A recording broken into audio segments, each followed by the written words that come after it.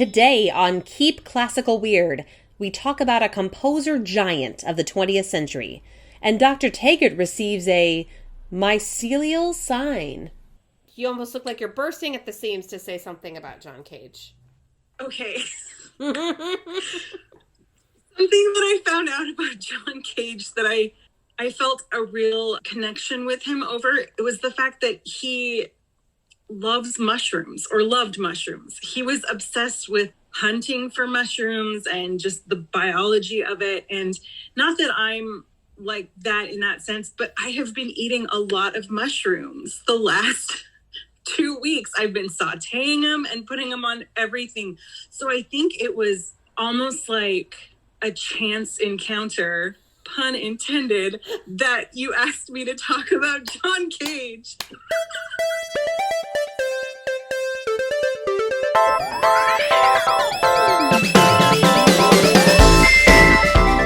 Welcome, friends, to episode 28 of Keep Classical Weird.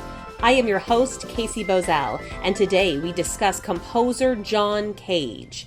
He was an American composer and lived from 1912 to 1992. He was a particularly innovative composer in many ways, but is best known for his compositions involving chance music. This means that the compositions are presented to the musicians in such a way that the performance will be profoundly different every time it's performed. He came to know the ancient Chinese divination text known as the Yi Jing, or Book of Chances, in the early 50s, and he used this text to influence his compositions for the remainder of his life. The Yi Jing seemed to embody the way John Cage both composed and lived his life, and the philosophy centers around completely random and chance events. John Cage stripped away the predictability element of classical music and turned it back to his audience, forcing us all to answer the question, is this still music? Dr. Sophia Taggart and I had a great conversation about his life and his works, so let's dive right in. So he liked mushroom. This is just something you happened upon in your research. Wow. Yes, he started like a society in New York when he was living there, like a We Love Mushrooms club. I mean, it was what? Yeah, that's amazing. And so he's somehow reaching to you through the, just like Star Trek Discovery, through the mycelial network. He is reaching out to you.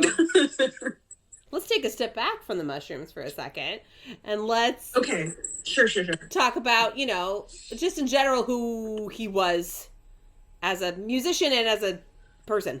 He came to music somewhat late in his life and only started composing when he was in Europe in the 1930s, I believe. And for someone who wasn't super involved in music early on, he really just took to it and just went for it, which was something I admire quite a bit, because I think that, often we get too obsessed with, oh, that person's been playing for years and I'm just starting. But I mean, if you look at John Cage, he just kind of found something he loved and really connected with and went for it. So, he became one of the most influential composers of the 20th century. I mean, the trends that he set and the ideas and philosophies that he put into his music really helped shape a lot of different genres.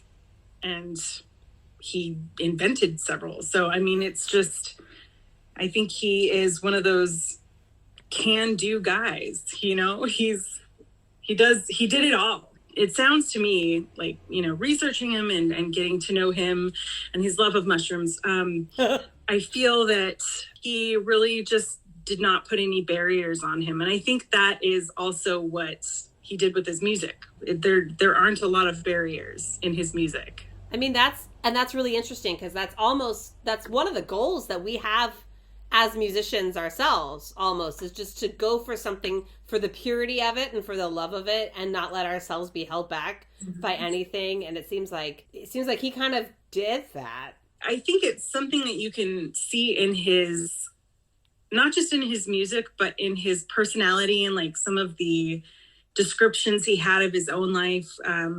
He left college because he took a class where he walked into the library and everyone was sitting there reading the same book, and he thought that was ridiculous. And so he went and grabbed a different book, and it was just a chance encounter book.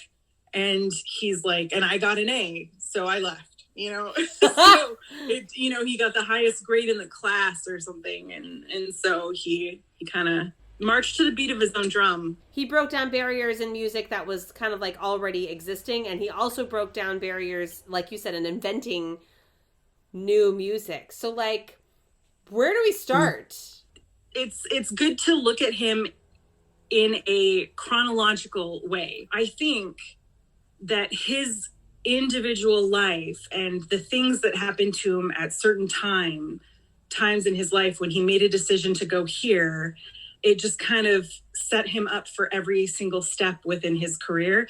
And to me, he actually lived the concept of indeterminacy and even chance simultaneously. Like, he wrote music with those two concepts in mind, but he also lived that way. And so I think chronologically is a good way to start. Okay. So in Europe, he changes his focus towards music and immediately heads back to New York and studies with Henry Cowell.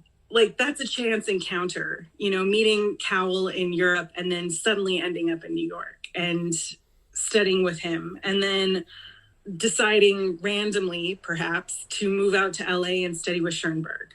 It's just, bam, this thing happened. And all the while he's like experiencing his own style of composing. And Schoenberg told him he needed to have a really big grasp on harmony. And Cage was like, I have no connection to harmony. That's not going to work. Yeah, can you imagine responding that someone way? as famous as Arnold Schoenberg? Wow. I can't imagine responding that way to any like teacher that I would have had either. If they brought up like, oh yeah, this is a basic tenet of what your education will be, and then you're like, I'm not really feeling it. I'm not connecting with that. Yeah, I know. It's funny. I've had students where I'll tell them that they need to really, get articulation down. And I've had students respond with, I don't know about that. And I just think, whoa. But now I need to view it more as they're just channeling their inner John Cage. With regards to like the history of Cage and his progression through his styles, that will eventually bring us to probably his most famous piece that everyone talks about, which is 4 minutes and 33 seconds. But leading up to that, he moves up to the Seattle area. This is something that I didn't know because it's something that we don't talk about necessarily in music history. We talk about what John Cage did. We talk about his time in New York or his time studying with Arnold Schoenberg. And then we also talk about the stuff he did while he was in Seattle, but we don't ever say, oh, he was in Seattle, as if that's an important part. But I think for the people here in the Northwest, that's a cool thing. So like the concept of prepared piano for John Cage specifically came out of his time in Seattle teaching at the Cornish College of the Arts. Oh, that's where it came from. And as someone who grew up in the Northwest, went to college in the Northwest, no one told me that connection. Can we talk about prepared piano since that's where it came out of? Because it is wild. Yeah. So, okay, the reason why he came up with the prepared piano for his first pieces was because he needed to come up with music to accompany some choreography, some dance and stuff on stage, and the hall was too small to have a large ensemble. So he tried to make the piano sound like percussion, essentially. And so that's why he put screws in the piano and between various strings and really walked through the different ways in which you would make this string sound different and this pitch sound different, or put tacks in the hammers of the piano. So it creates a very percussive sound.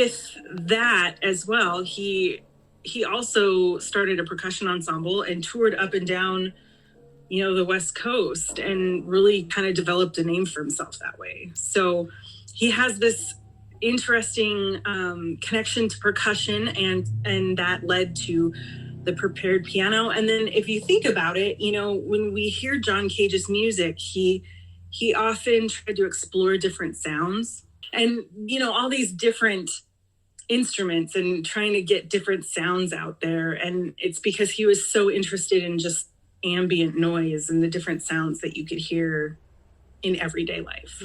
So I like to think of one of his most important parts of his entire history came out of the Northwest. So then, okay, so he's in the Northwest. He travels with his group. What happens next? He moves to Chicago for a little bit, and then he moves back to New York. This is where we see him really get involved with this concept of Indian philosophies and Zen Buddhism and what have you. So just the purpose of music suddenly starts taking on a different role, I think, for him.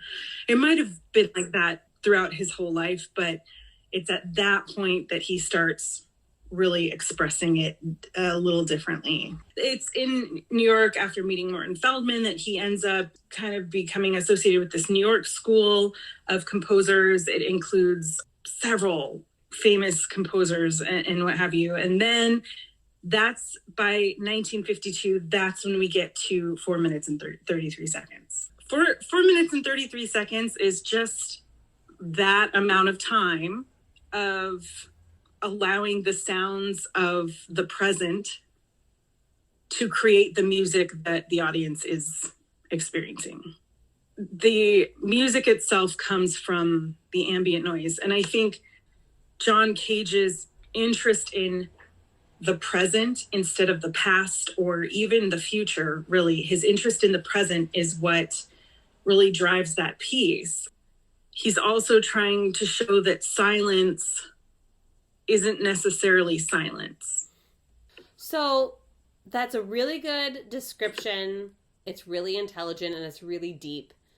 But the audience experience of it, as I understand it, is a performer coming to the stage and doing nothing, right? Yes. So the performer walks on stage, puts the music maybe on the piano. The music itself says tacit 1, tacit 2, tacit 3, tacit meaning don't play, essentially. And then you're just supposed to sit there for 4 minutes and 33 seconds and do nothing. And then at the end of that, you get up, bow, and leave. So yes, it is an experience. And I've seen it performed several times. And I have yet to see someone do it without being incredibly serious. And everyone I've seen do it so far has walked out on stage and just sat really still, and tried not to move. And I think that part of the piece is that nothing you do is wrong.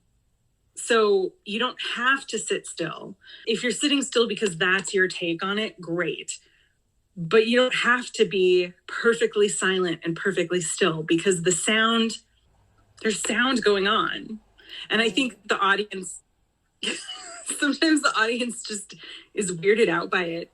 That amount of prolonged silence can be very unnerving. Right. Yeah. It's especially, I mean, sometimes it's unnerving even when you know what's coming.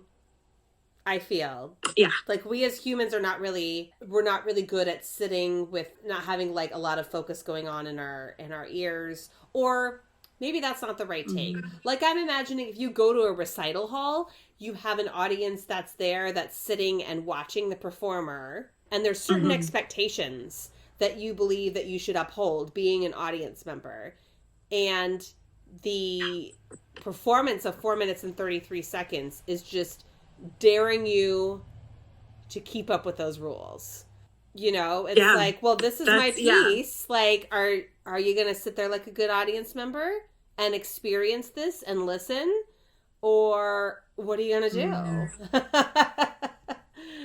I think something that's interesting about that idea is that I almost want to say that if someone stepped outside of those norms of how you're supposed to behave, I think John Cage would have still loved it. I don't think this is a piece you can screw up. That's the best part about it. It's a rare a rare moment in a musician's life and in an audience's life where anything goes. To give you a little sample of the effect that John Cage was wanting to bring his audience, I thought I'd play one of the movements here on the podcast. Now, of course, the effect will be a little different, as your concert hall experience might be riding in a car, taking a walk, or cleaning the house, but I hope you're able to take a few moments of awareness here, regardless of where you are. Here is the 33-second movement of 4 minutes and 33 seconds.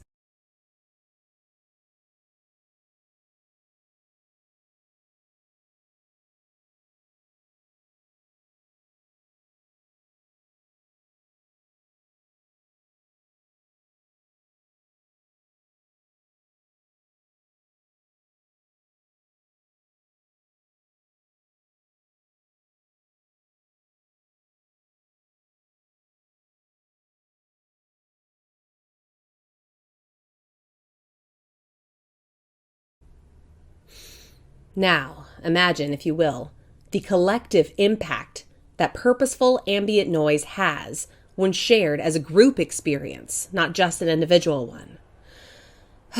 Musicians miss you. Let's go back to our interview.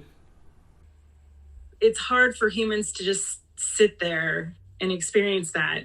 And I think especially now, I was thinking about it actually, and written in 1952. This is post-World War II. This is, I like Ike era. This is, a very different time period. And it's during a time period where everything was defined. Gender norms were defined, societal norms were defined, and people didn't like you stepping outside of that.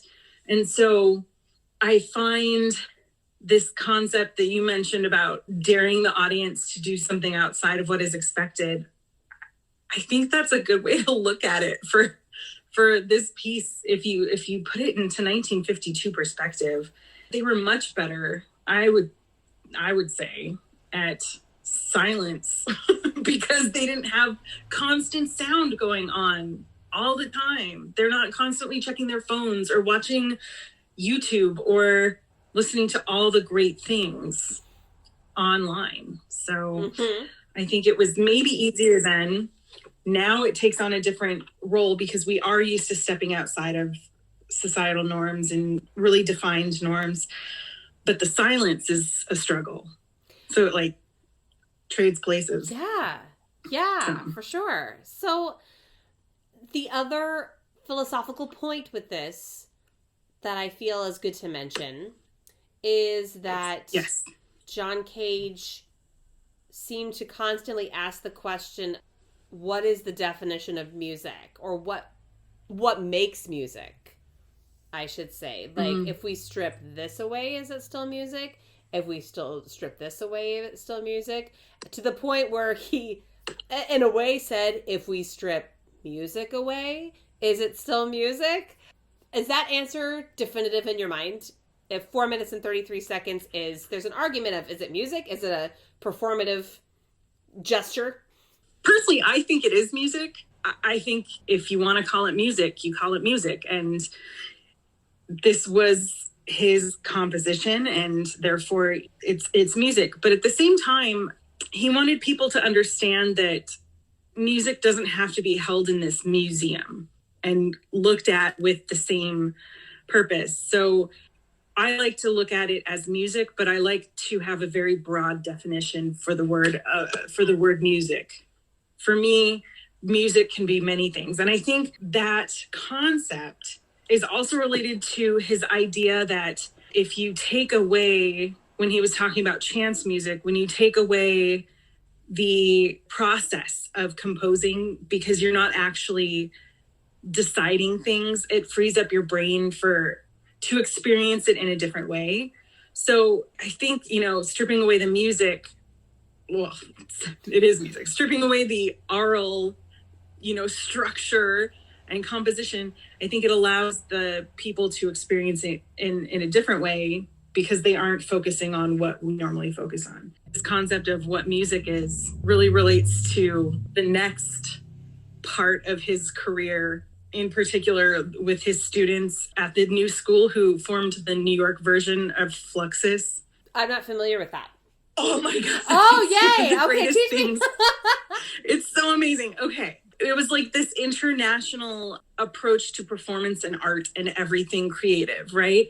And they really stretched the boundaries of what you would call a performance or music or art or what have you. So like the members of Fluxus would write or compose a performance or a piece to be performed, and it would have some of the, I say weird, but I'm not saying it in a bad way, because to me, weird is awesome, right? Mm-hmm. So it had some of the weirdest ideas and concepts to be performed. So Lamont Young, a composer involved with Fluxus, wrote a piece where the person is supposed to walk on stage and build a fire for the audience.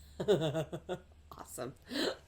I mean, but if you think about it, like when I see this, you know, when you think about it, you're like, oh, that's kind of weird. But when you're sitting around a campfire, what do you hear? You hear the crackling and the different pitches of the wood breaking, and you hear the wind hitting the fire and that whoosh sometimes. I mean, it just like the sounds that can occur can really make you be in the present, you know, at the campfire. So why not have that same experience in a concert hall, aside from, you know, fire marshal issues?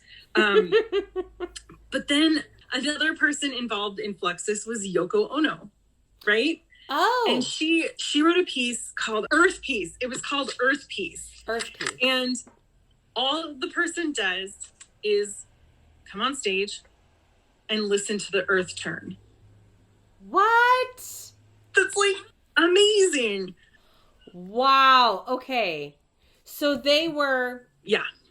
Okay. So I want to say, and you kind of explained this, but they were trying to really embrace the concept of experiencing the everyday, but in a format where you were kind of demanded that you pay attention and participate in kind of a really acute way. Sure. Yeah. I think it was just the process of composing might have been more important even than the execution of it. So it's more like the concept of expanding what a performance is or what art is or what music is or you know, expanding that. And then obviously like a performance of it, yes, that requires an audience to experience it in a different way than what they might expect. There was some kind of piece for a Fluxus happening that called for someone to have like a bomb, which obviously you can't have a bomb. So it's more about the composition than the execution. Right. So, you know, so I think it's just the concepts and just allowing anything, if you say it's something, to be something. I mean, I feel like all art has this question of like, when is this not art? At what point is this not art? There's, you know, I'm thinking of like the urinals that were in the museum, you know, like at what point is that not art? You know, this question has been going on for so long. You know, is it art? Is it not? Is it music? Is it not? That I think the topic can almost get worn out, and I think people have just given up, and then it's like, fine, it is what it is. You know, it's art. Fine. Fine. I love that because, you know, someone could essentially say that the argument about what is art and isn't is now art. At the risk of philosophically collapsing in on ourselves, I'm going to end it there. Dr. Sophia Taggart, I learn so much from you every time we talk. Thank you so much. Our theme music is by Not Dead composer Thomas Barber. Check him out at thomasbarber.com.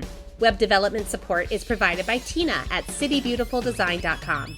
Keep Classical Weird is created and edited by me, Casey Bozell. Find us on Facebook, Instagram, and Patreon. And be sure to tweet at me using the hashtag #KeepClassicalWeird.